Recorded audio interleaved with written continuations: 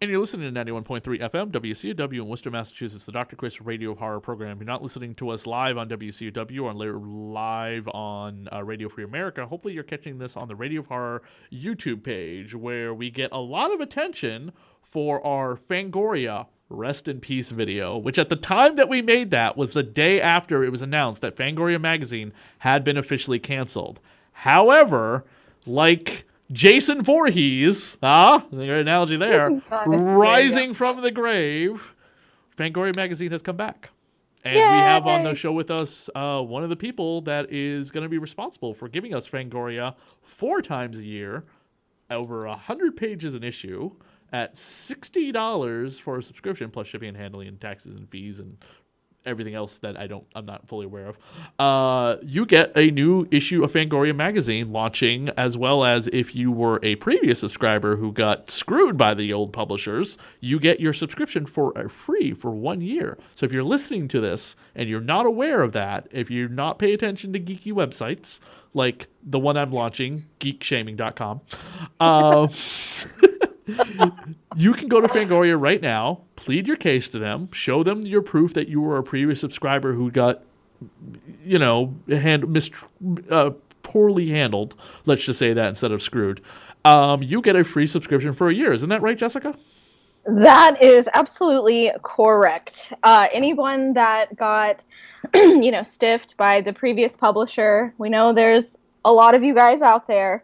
You can actually just send us an email to subscriptions@fangoria.com. Let us know what happened, and we'll give you the first year free. Now, you're an associate publisher. What does that mean as an associate? So, as an associate publisher, I help out with actually everything at the moment. So, that's the printing, the distribution. I help our editor-in-chief, Phil, with anything that he needs me to, like, wrangling the writers, stuff like that. Wrangling the writers, does that mean like sending them their loved one's head in the refrigerator like Jason would, or something a little bit more along the lines that human resources won't call you into the office over? A little bit of both. Okay. No. I basically just help out with every aspect of the magazine. So we're kind of a small team that is based in Dallas. And so I help out anywhere I'm needed, whether that's, doing stuff with festivals or, like I said, the other day I was helping get photographs for an article and stuff like that. So cool. I do a little bit of everything, and I've lined up the print and distribution of the magazine and all that good stuff. Where did your love of horror start with before we get into more about the revitalization in your part in Fangoria Magazine? So it started, I was about 6 years old. Okay. And my aunt was babysitting me. She thought that I was asleep, and I wasn't, because no 6-year-old's going to listen when their aunt's babysitting. She was watching A Nightmare on Elm Street. And so I thought it'd be cool to go and sneak into the living room, see what she was doing. And I was sitting on the side of the couch. I started watching Nightmare on Elm Street with her, which was absolutely terrifying at the time. So what's even worse is that she realized that I was watching, and she didn't turn it off, and she didn't make me go to bed. So I sat there and I watched the entire movie. I was absolutely terrified. I mean, I had nightmares. I didn't want to go to sleep. And she thought it was the funniest thing in the entire world. So for the next couple of weeks, she would sing, 1, 2, Freddy's coming for you. And at that point, I decided I didn't want to be scared anymore, and I just started watching more and more horror. And I've loved scary movies ever since. That's always my go-to whenever I'm going to the movies or I'm sitting down in front of Netflix or Shudder, something like that. I always go to scary movies. Now, memory is kind of a fickle witch, and just to let you know, most swearing is, I would just kind of curb it or whatever, damn and hell, and say, that's fine. But we just got to keep it 100% clean or whatever, because the FCC and all that stuff. So memory is a fickle witch, and I always keep citing back to horror, my exposure to horror for me as being a documentary that I saw on TV, which had to have come out after and before the second and third Nightmare on Elm Street movie. because I don't remember seeing any scenes in it from part 3. But it was a documentary about horror and something, and I kept flipping back and forth to it between watching whatever else I was watching. I was sick on the couch. I think I was 6 or 7 years old, and I was sick on the couch, and I was flipping back and forth in the channels to whatever the documentary was, and these images of like Freddy peeling his scalp back and things like that. That I shouldn't have been watching, but I kept wanting to figure out what it was. Like I saw images of like Leatherface and the Toxic Avenger, and I didn't know what the hell I was watching. And that night it gave me nightmares, and then later on I kind of wanted to watch more. And the first full horror movie I probably ever watched, as far as I can remember, was an HBO made-for-TV movie called My Best Friend is a Vampire. That sounds so familiar. It stars the kid who kills himself in Dead Poets Society, who went on to play Wesley on Wellesley or Wesley on House. Okay. And also starred I almost said the late great, but he's still alive. The great David Warren, who you might know mostly his voice from, because he has a very distinguished British accent that stands out a lot. Played Ra's al Ghul on the Batman the Animated Series and was on various things. He was like a professor in Teenage Mutant Ninja Turtles 2. He was like on one of the main characters in the movie Titanic. Look him up. He was the vampire hunter in the movie. Gotcha. Yeah. The big song of that movie was by Timbuktu, You Gotta Wear Shades, which is, of course, fitting for a vampire teen comedy movie. Very nice. Yes. Now, when did you pick up a copy of Fangoria Magazine? It was probably junior high.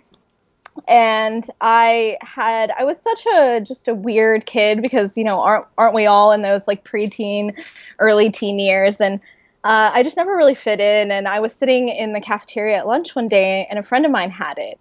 And she had the issue, the Shining issue. I think it's issue number 7. And I loved that movie. And so I started flipping through Fangoria, and I was like, oh my gosh, where can I get this? I got to read this. And at the time, I didn't think my mom would let me have a subscription, and I was absolutely correct. And so I remember the one Barnes & Noble in my West Texas town that had Fangoria. And yeah, my friends and I would go to that Barnes & Noble, and we would just hang out for a few hours, and I'd sit there at the little, tables that they had and just sit there and read Fangoria. Fangoria Magazine was always that magazine that as a kid I would be too afraid to pick up, but I remember I found out later on this was not an issue of Fangoria, but I don't know if this was maybe published by the same company who was publishing Fangoria. There was a magazine, I think it was a magazine special for the release of Jason Goes to Hell. Okay, yeah. So Fangoria actually did a lot of one-offs where they do like Legends of Fangoria, or they do specials in between issues. Mm-hmm. Yep. And so they had a lot of things like that, and it'd have like full features on films. It'd have like really cool pull-out posters and stuff like that. Yeah, I think that's what it was. I found, but in terms of like magazines and comic books, and didn't know that like what horror was being published in these formats. Was when I was in the 6th grade, somebody brought with them to school copies of these were like original copies too of Tales from the Crypt and Vault of Horror. Awesome. And he let me read them, and I had no idea horror was being published this way. And I went to go look for them, not really understanding, these comic books were published, this is 1990, so 40 years ago.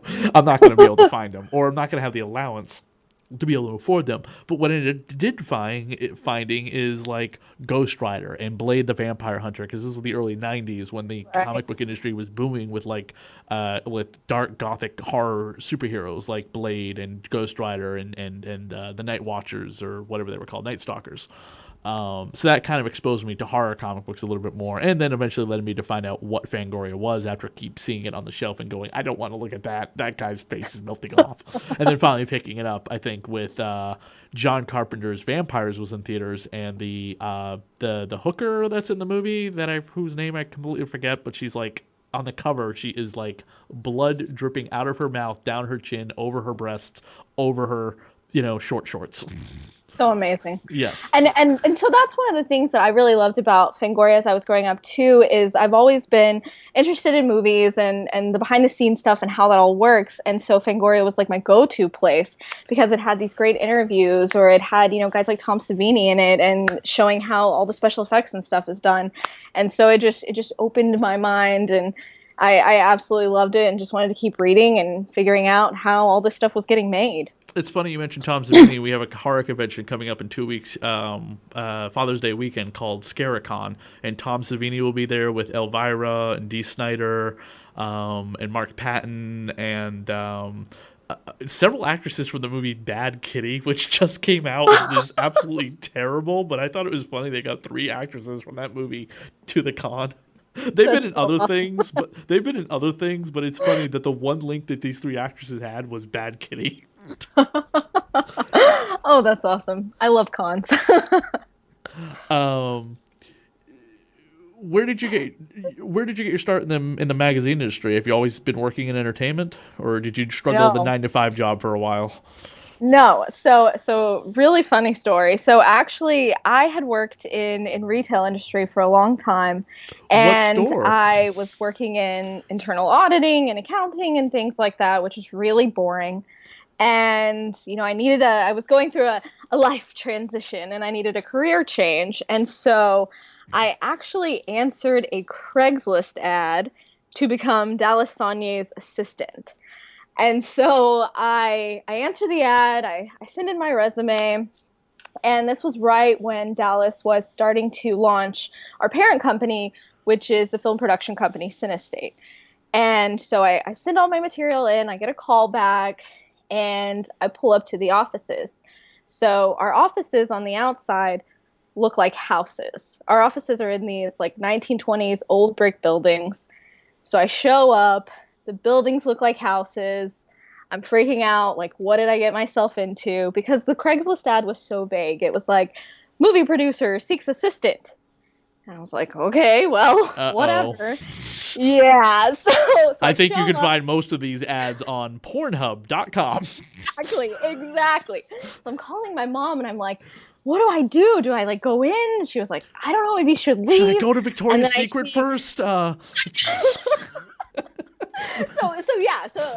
I see like a couple of people walk in, and I'm like, okay, well, I'm just going to walk in and see what happens. Well, thank God you live in Texas, because you can carry a firearm out in the public, open, right? I can be protected. It's okay. All right, yeah, good. Well, so I get in, and they were renovating the offices, which we're in now. So it was a temporary office with a conference table, a couch, a couple of desks, and some folding chairs. And I'm like, okay, well, now I know what I got myself into. And I wait a few minutes, and then Dallas comes in, and I sit down, and we start talking, and we just instantly clicked, and I felt so much better about everything that, because Craigslist ads could go one of 2 ways. And and so we clicked, and I became his assistant the next day. And so I was assistant for about a year and a half. And then I see this email come across, and it's from the old publisher, and it's talking about Fangoria. And I was like, what is this? Like, just so many things just started running through my mind. And so that day I waited until everyone else left the office, and I went into Dallas's office, and I was like, Dallas, what is this email about Fangoria? And he was like, I think I'm going to buy it. And I just started freaking out. I was like jumping up and down, and I was like, oh my gosh. And he goes, but you can't tell anyone. So I had to sit on this secret for like months until, all the deals and everything were final. And then we were able to tell the rest of the staff and stuff. But it was just a dream come true, really. Excuse me. Was it the hardest thing in the world to not talk about it? Yes, because I didn't even want to tell my husband, because I knew if I told my husband, he would be like freaking out too, and be like, oh my gosh, Fangoria. And then I'd want to tell everybody else, because I'm really bad at keeping a secret. And so I was just like sitting on this, and I just kept seeing these emails come through, and they were back and forth with negotiations. And then finally, at the beginning of this past year, we announced it to the world that we have Fangoria. So it was so great. I think I've heard that story before, and I'm gonna have to call you a complete and utter liar. No, I'm kidding. I don't remember his name. I think it's Andrew DeBossi. I might I think that's his name. Maybe you know who I'm talking about. He directed Dread, which was based on a Clive Barker short story. Oh, yeah. Okay. Andrew directed a couple of Clive Barker movies, and he answered an ad for a personal assistant to a film producer, and it ended up being Clive Barker. I mean, that's amazing. It happens. It like absolutely happens. It was the craziest thing because, like I said, I had been in retail for forever, and what was even crazier is like Cinestate hadn't been launched yet, and it would be like 6 months later after I got the job when Cinestate was finally launched, and we could talk about the name of the company, and we could talk about some of the films that we were working on, like Brawl in Cell Block 99 with Vince Vaughn, and so the ad just read, assistant, and it was like you have to do office stuff and assistant to movie producer, and that's all it said. So it was amazing. Are you going to be doing any articles for the magazine, or are you just going to be too busy being the associate producer? I am too busy doing associate publisher stuff. It's oh no, you're fine. No, it's as much as I would love to write an article, we have so many great names lined up that this issue is already stacking up to be jam-packed and full. Barbara Crampton has a column, which I'm really excited about. Barbara Crampton from Reanimator. Yes. I am so excited for that one. We've got, we're bringing back Tony Timpone and Mike Gingold. They're going to have columns as well. And I mean, it's just so jam-packed with so many great writers and things like that I'm just happy to be helping. When I was trying to get the dirt on who you were, because I had no idea who you were, a website popped up connected to your name called Hardtell. Hardtell, yeah, that was actually kind of a test website that we did last summer, just through Cinestate, and we did a bunch of articles just on the business in general, whether it was films or books or things like that. So it was kind of like a test run for us before Fangoria. So the website it is basically the original precursor to what we now have as the upcoming Fangoria in October. Somewhat similar. That was definitely something that was just kind of one of those ideas that we had and wanted to test it out through Cinestate. Why are you guys not going to stick Fangoria in Barnes & Noble or comic book stores, specialty shops? I understand why you're not going to do digital, and that's totally fine, because I don't think magazines should be digital. I don't read Entertainment Weekly through digital. I read it in print. The other what's the other magazine I subscribe to? Game Informer. Game Informer I read in print, and I will not read digital. So that doesn't need to be answered. But why aren't you guys sticking this in specialty shops or Barnes & Noble? Well, we haven't decided on that yet. So actually that's something that we're still in the negotiations of. Right now, we're just doing our subscription drive. So we're giving everybody a chance to get their subscriptions in and stuff like that before we go distribution-wise. That's still a possibility, and we definitely want to be able to reach more people and be in specialty stores and things like that. Audiences always love connecting with the people who are being interviewed. What was the retail shop you worked at for so many years? I actually worked for a couple. I worked for Spencer's Gifts, and I also worked for Earthbound Trading Company. Shocker that you worked for Spencer Gifts. What a surprise! Yeah, I know. I was actually there for about 4 years. If what had come out of your mouth was Hot Topic or FYE or there's no Newbury Comics down there. Newbury Comics is only here in New England. But if you had said like Hot Topic, I would have been like, no, get the frick out of town. It was almost that. It was almost Hot Topic, but I went with Spencer's instead. So yeah, and I ended up being there for like 4 years. I don't understand how Spencer Gifts gets away with like the adult material that they sell, and we will just leave it as adult material with quotation marks out in the open for minors to see. And you know what I'm talking about. It always baffles me. That's why it's at the back of the store. Because that keeps it hidden from minors who go, "Hey, mommy, that looks like that thing I found in your drawer."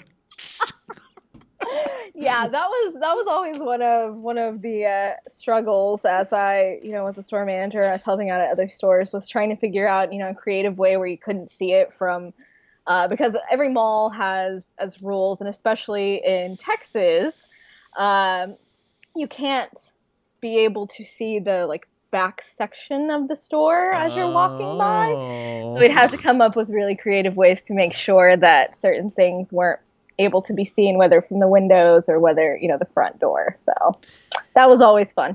Can you talk about any of the features that will appear in Fangoria, or are you contractually obligated not to be able to talk about anything? I am contractually obligated not to be able to talk about anything. But I will say it's coming out in October. Do we have a date yet? Or is it just being all shipped whenever you happen to get it when you ship it kind of thing? Yeah, it's whenever we ship it. So we'll be shipping whenever we get around to shipping it in October. We'll be shipping. Oh, is it Halloween already? Oh, we should probably ship the magazine. No, it ships in September, so you'll get it in October. So you got me there. Nice. Yeah. Thank you very much. Good job. Is there a Friday the 13th this October? No, the next one's in July, which is perfect considering that Friday the 13th in July is like Friday the 13th of movies.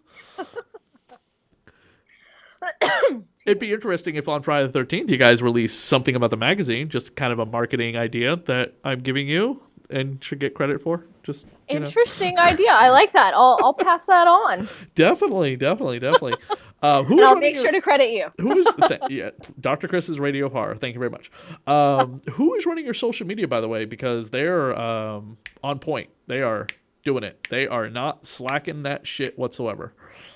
Yeah, so that's actually, her name is Natasha, and she has a funny story about how she came about to Fangoria as well. So she actually emailed us. Oh, she was the other woman on the emails with us, right? Yes, that's her. Who couldn't make it for this interview? Social. Okay, yeah.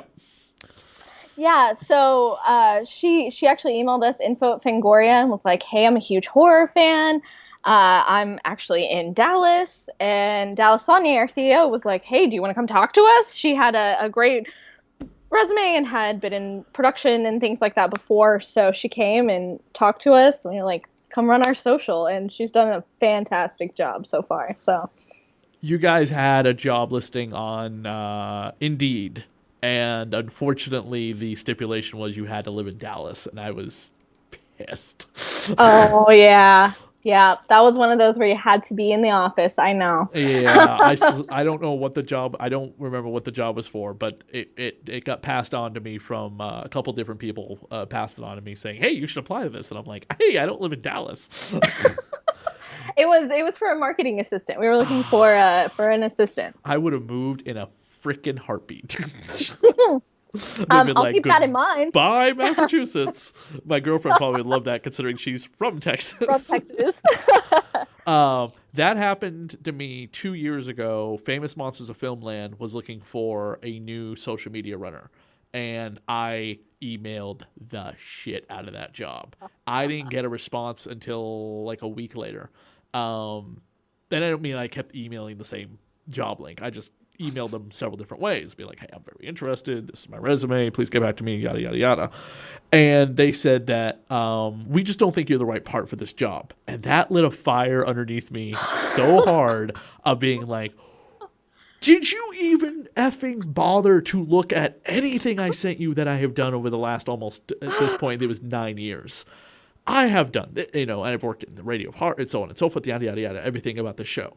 And they were like, oh, for some reason that's at the bottom of your resume. And I'm like, what? And they sent me the link or whatever, and somehow my resume got rearranged. And they were like, well, that changes everything. I was very professional in the way I said it. I was very like, who looked at the resumes? Because I would really like to make a point that my qualifications for this job exceed beyond what you need for this job. And, very professional about it. And that their response back to me was very professional about how my resume was structured or whatever. And then they said, let us take another look at that and take a look at your show. So sure enough, and they asked me, do you live in California? Can you come in for an interview tomorrow? Oh. No. And they're like, dude, can I do the interview over Skype? They're like, you can, Chris, but you would need to start in a week after if we hired you. Oh, wow. So unless you are prepared to move right now, and that's not saying they were going to give me the job. They were just saying this is how it's going to have to be. Right. I was like devastated because they were like, can you come in for an interview tomorrow? And I was like, oh my God, oh my God, oh my God, oh my God. After 9 years of doing this goddamn show, it's finally going to happen. No, it's not. Are you guys doing it only 4 times a year because of the it's a 100-page magazine and you guys are fresh to this whole thing and you want to get it going correctly? Do you plan on doing it 6 times a year maybe, like Horror Hound, which is probably like the big magazine that replaced Fangoria in my life for a long time? And I love Horror Hound, and I hope maybe you guys read Horror Hound, and this is not a slight on Fangoria versus Horror Hound kind of conversation, because you guys are all in the same business together. Everyone needs to help each other.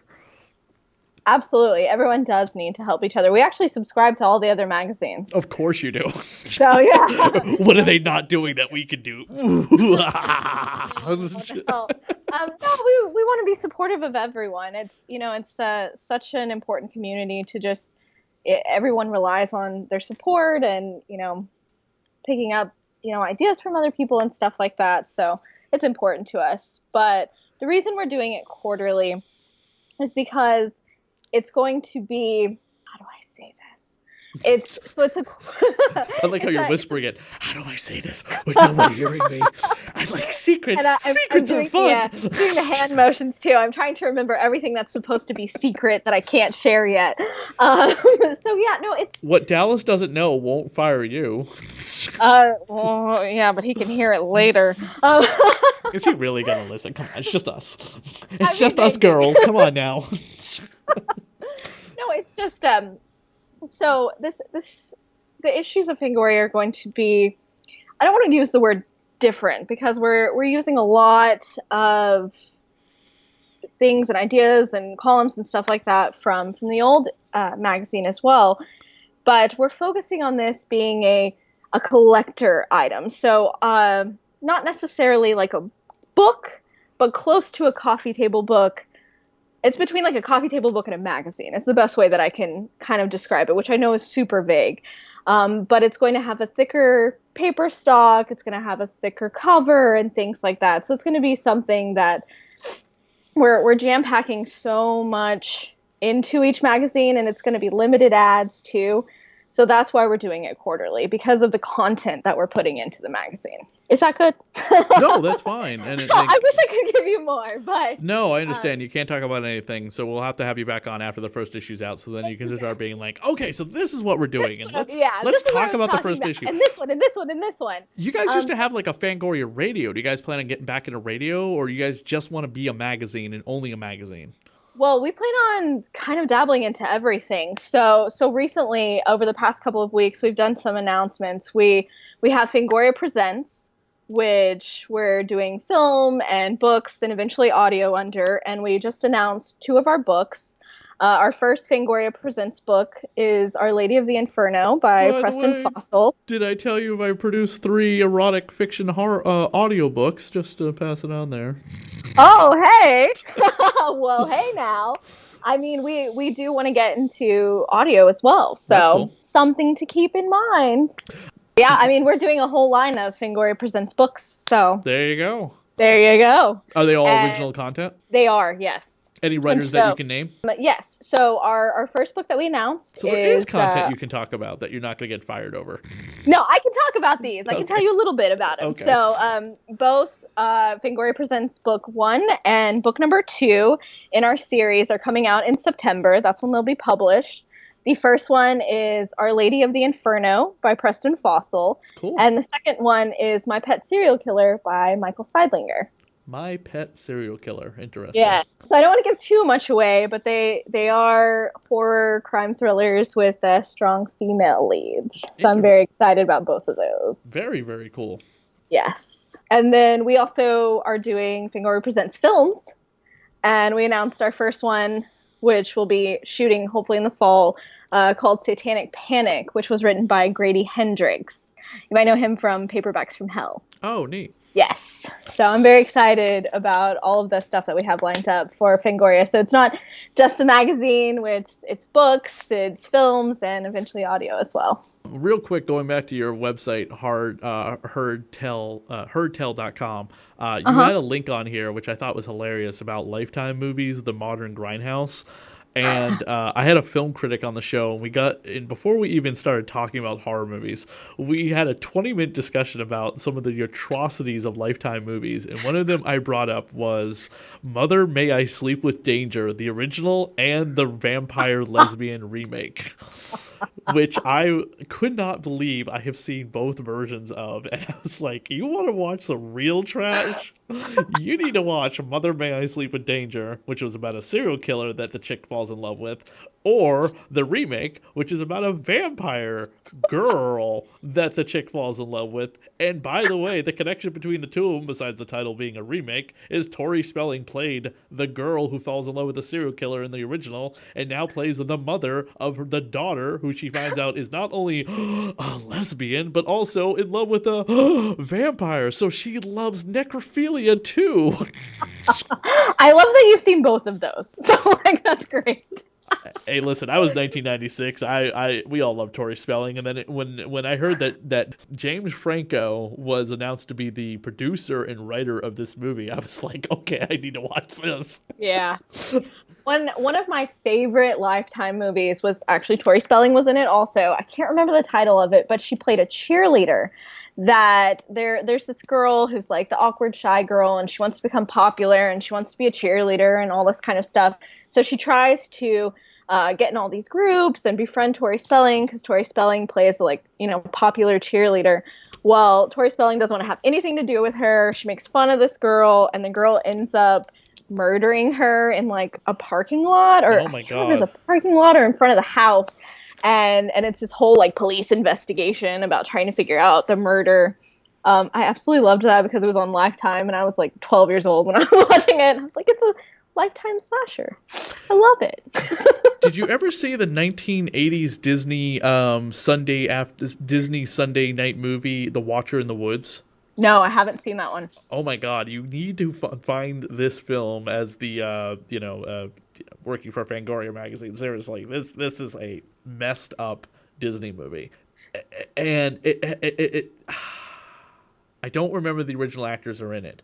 They recently remade it, starring Angelica Houston playing the old crone who lives in the woods, who's got like the cryptic messages to the family. She lost her daughter years ago in something, again, it's been a long time since I've seen the movie, but she lost her daughter, and the daughter looks very similar to the new teen girl who's living in the house. Blonde hair, very pretty. And she's got a blindfold on, and every time the girl's in the bathroom and looks in the mirror, she sees the blonde missing girl with the blindfold on reaching out to her in the mirror. Not through the mirror, but like in the mirror. Like very creepily. And there's this one scene that has always terrified me as a kid. And yes, they played it on the montage of scenes before the Sunday Disney night movie of the girl in a funhouse, and like all the mirrors have the blonde girl reaching out, trying to escape from that weird dimension that she's in. That sounds amazing. And it's, I want to say it stars one of the actresses that was in that Baby Jane movie. You know, they just had the FX series based on them. You know what I'm talking about. I know what you're talking about. Yeah. Yeah, she was like in, Flowers in the Attic.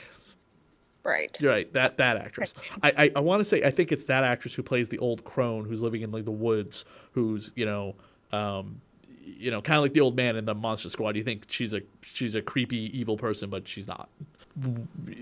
We just vilify her because she's the old crone of the movie. Right. Right. But they recently remade it on Lifetime, and I was like, "What? They remade that movie? Oh my God, I gotta find it and watch it!" And I got so excited about wanting to watch a Lifetime movie. Yeah, Lifetime is an interesting channel. I'll sit down and I'll spend a couple hours and I'll watch some Lifetime movies. I'm not ashamed to admit it. Why don't you give away the social media for Fangoria Magazine, where people can order their subscription for the next year's worth of books, which seems to be basically like a seasonal thing, right? Fall, winter, spring, and summer. Right. So the first issue comes out in October. The next one will be January, then April, and July, which will be our 40th anniversary issue. So we are very excited about that one. Very, very cool. Can't believe it's been 40 years of Fangoria. I know.